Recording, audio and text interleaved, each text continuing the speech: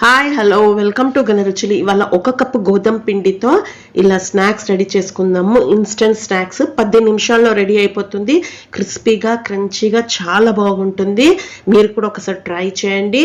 ఇది చాలా టేస్టీగా అప్పటికప్పుడు అనుకొని చేసేసుకోవచ్చు. ఎక్కువ ఇంగ్రీడియంట్స్ యూజ్ చేయట్లేదు. ఆయిల్ కూడా అస్సలు పీల్చుకోదు. నేను చూపిస్తున్నాను చూడండి, అస్సలు ఆయిల్ పీల్చుకోదు. ఎందుకంటే ఇది గోధుమ పిండి హెల్దీ స్నాక్. ఎంత క్రిస్పీగా ఉన్నాయో చూడండి. ఈజీగా ఒక 1 మంత్ దాకా మీరు ఇది డబ్బాలో వేసి స్టోర్ చేసి పెట్టుకోవచ్చు. అంత బాగా ఉంటుంది.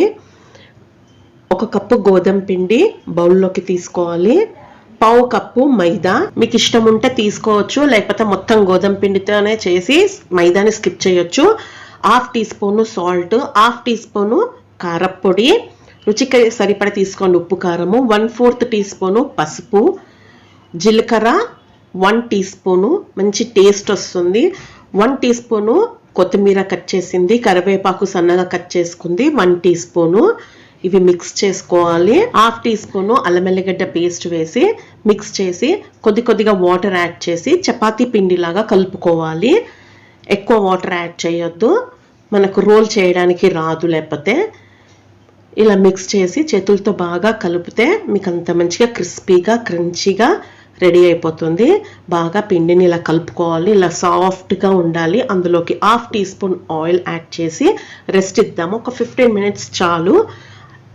ఇలా రెస్ట్ అయిపోయిందండి. 15 మినిట్స్ అయిపోయింది. ఇప్పుడు దాన్ని మళ్ళీ ఒకసారి కలుపుకొని పిండిని చేతితో ఇప్పుడు చిన్న ముద్దలుగా, పూరీ సైజ్ కంటే కూడా చిన్న ముద్ద పెట్టుకోవాలి. రౌండ్గా చేసి బాల్ లాగా చేసి రోల్ చేసుకోవాలి.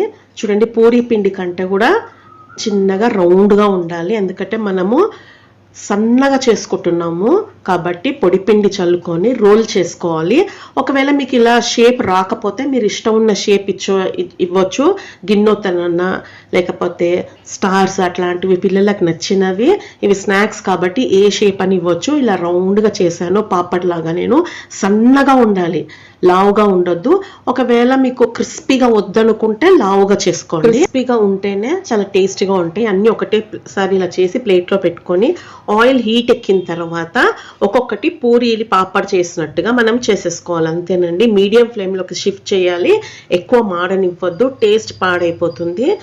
చూడండి ఎలా బాగా పొంగుతున్నాయో, క్రిస్పీగా వస్తాయండి. ఆయిల్ అంతా డ్రైన్ అవుట్ చేసి మనము టిష్యూ పేపర్లో కూడా అవసరం లేదు, అలాగే ప్లేట్లోకి పెట్టుకోవచ్చు. గోధుమ పిండి కాబట్టి ఆయిల్ అస్సలు పీల్చుకోదు. సన్నగా పాపడ్లాగా మనము ఏ షేప్ అయినా ఇచ్చి చేసుకోవచ్చు. ఇది 1 మంత్ దాకా స్టోర్ చేసి డబ్బాలో పెట్టుకోవచ్చు. క్రంచీగా క్రిస్పీగా ఇలాగే ఉంటాయి. టీ టైంకి మనం ఇది పెట్టుకొని తింటే చాలా బాగుంటాయి. 10 నిమిషాల్లో రెడీ అయిపోతుంది. 1 కప్పు పిండితో 25 రెడీ అయ్యాయి. నేను చూపించే కొలతలతో పర్ఫెక్ట్గా ఉప్పు కారం అన్నీ సరిపోయాయి. మీరు కూడా ఇదే కొలతలతో ట్రై చేయండి. టేస్టీగా వస్తాయి. మీ ఫ్రెండ్స్కి రిలేటివ్స్కి షేర్ చేయండి. ఛానల్ని సబ్స్క్రైబ్ చేసుకోండి. Thank you.